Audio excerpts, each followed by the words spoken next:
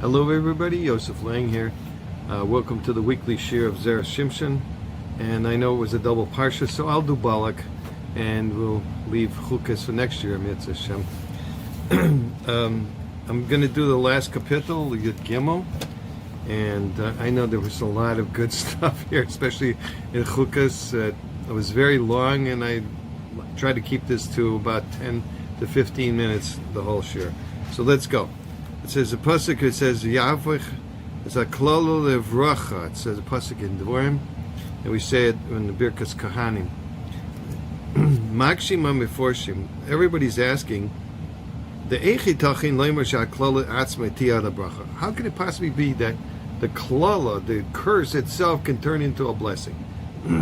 Alpha pisha bo habrachas me'ena dvorim. Sheroitz the kalon, even though the brachas are in the similar nusach, we'll call it, similar things that they wanted to curse them with. Mikol makam ein haklala atzma lebracha.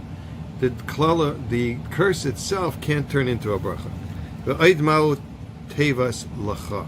Why does it say haklala levracha? Yafach lacha is haklala lebracha. So here we go. Anias daiti. This is Rabbi Shimshon himself saying, according to his personal opinion, Nira de tevas lacha itzterich. He needs the word. You need the word lacha for you. The salka daitach loymar shehoyel shebilam beirach es Yisrael said, since Bilam blessed the Jewish people, yia gamhu misborech, that the rule is that if you bless, you will be blessed yourself. Like it says in Pasuk and Breshis by Avram Avinu. Baruch. So the one that blesses you will be blessed. Like Kamash Malan Kra Lecha. That's it. The pasuk says you. That says Yahafich Lecha Saklala Lebracha.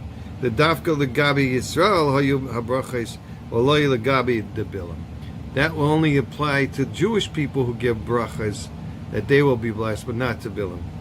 There'll be Inyan Hafichas Klala Lebracha. What about?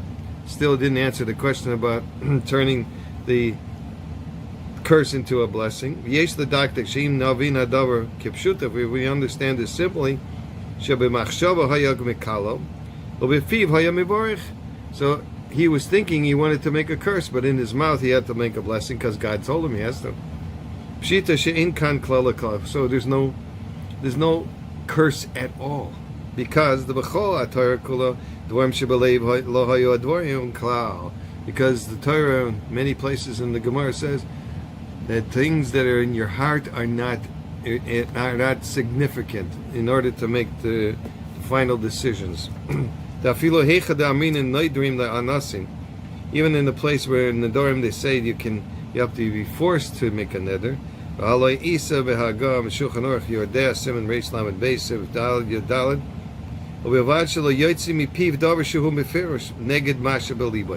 long as he doesn't say, release out of his mouth something that explicitly is against what he has in his heart. And you can see the godless here, a little bit of the Zera Shimshon, that he knows Kol Torah Kula backwards and forwards, the tip of his fingers. It's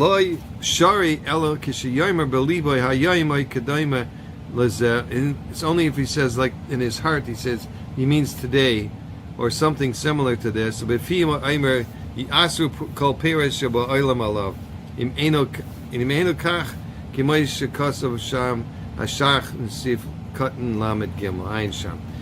it doesn't go according to, he only means today, doesn't mean forever.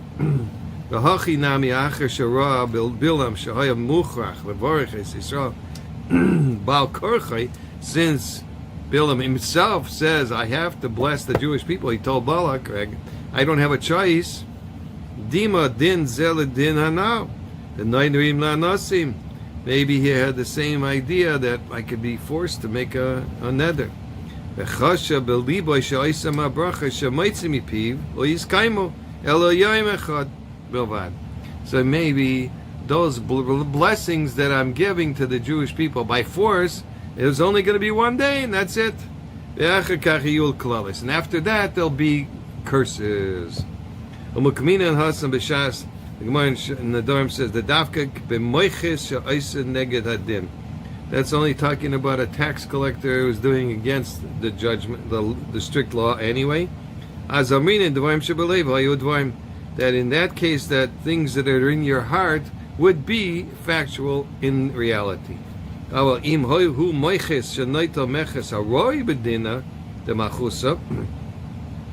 if he's a tax collector that is taking the taxes properly, according to the law of the state, so then it's not permitted for him to say that he's making a nether in his mouth, I'll pay it, but it only means today, not tomorrow. Because it's prohibited to try to escape the taxes. According to the king. Rashi, like Rashi says over there. So Hachinami, same thing by Bilam.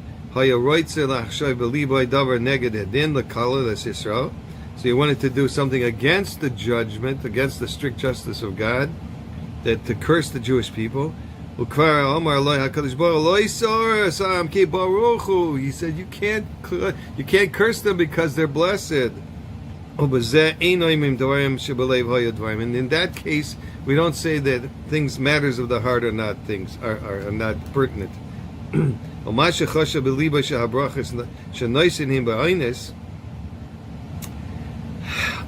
So he's thinking in his heart that the blessings are by he's being forced to say them. That they won't be it won't continue to exist at all. The other way, just the opposite. It turned around that the brachas, the blessings, will be existing forever, like it says in the Midrash in Devarim Rabbah and the pasuk with Shomar Hashem Elokecha lecho asa bracha lachloa. Right, God is going to watch over you forever. But Homar Rabbi Shmuel Bar Nachman, Rabbi Shmuel Bar Nachman says, Kol mashe Yisrael oichlin ba'olam hazeh, everything that the Jewish people are consuming and having pleasure from in this world, Eino ela mikoyach habrachos shebircham bilam arasha. They're only having this pleasure because of the blessings that Bilam gave us.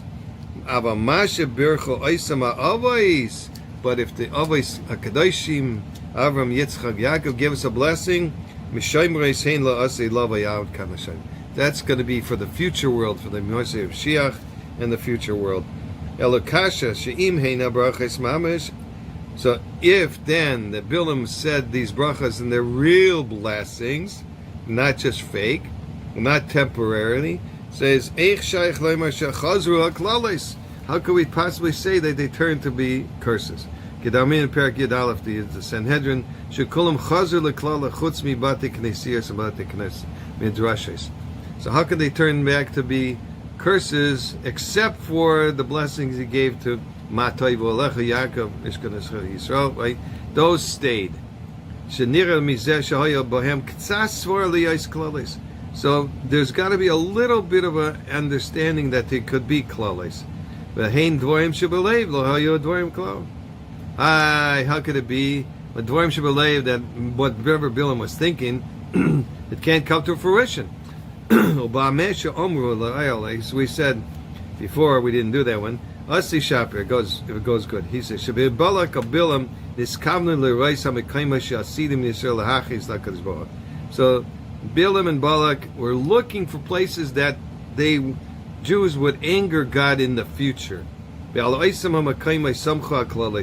And on those places, the curses took effect. Therefore, and the Jews were really fitting to get the curse. When Bilam was forced to bless them, now we could say that rule of things in the heart are applicable, and then they couldn't have fruition. And therefore the brachas don't have a place to take effect. Because Bilam never had in mind to bless them. Only that day. and all the other days would be a curse if there was a place to take effect. HaKadosh Baruch Hu beracham haklales shehayu lahem liyais tamid liyisrael havcham lebrachais. But in God's great mercy on us, the curses that Bilam wanted to say, He turned constantly to bless us, turned them around to be blessings. According to the meat of HaKadosh Baruch Hu, she'ena ma'anish es Yisrael b'shvil ha'avera shasilim lasais, in the way that He doesn't punish people for wanting to do a future avera, or the averas they're going to do in the future.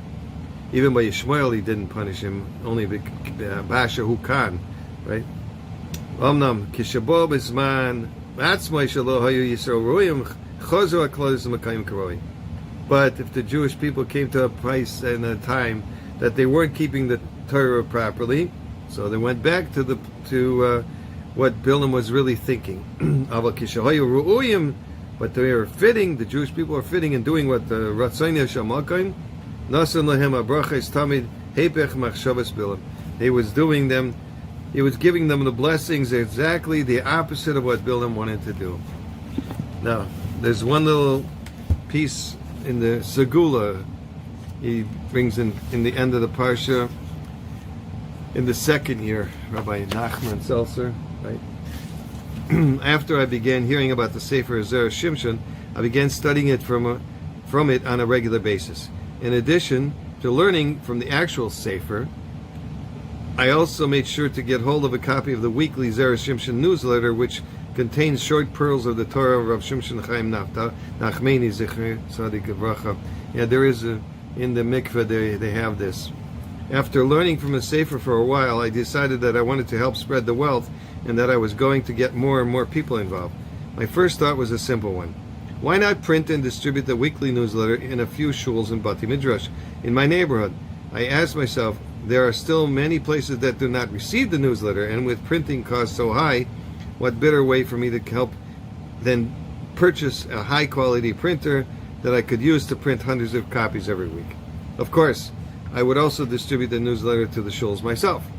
One of the first things I did after making my decision was speak to a good friend of mine who had been married for a number of years and still had not been blessed with children.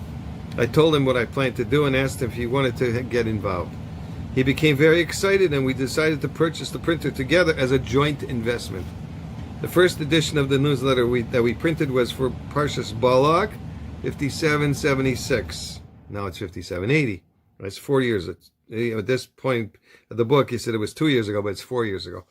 And since then, we've never missed a week, giving us at least a partial zchus in the learning of hundreds of people who feel connected to the Torah of Zera Shimshon. A year after the first edition hit the shuls on Parshat Balak, 5777, my friend and his wife were blessed with a child. That Friday night, they celebrated their firstborn's Shalom Zocher, and I don't have to explain the emotions that seized me as I saw with my own eyes how the Tzaddik's bracha came true for my friend. Having been a witness to this unbelievable story, I call on all those who learned this sefer to take a portion of Zikui Arabim on yourselves and to help spread the Zera Shimshon's Torah to as many Yidden as possible around the world. Have a good Tavach and an easy fast. Mitzvah Hashem, Yud Zayin Tammuz is this week. Everybody be well. Bye-bye.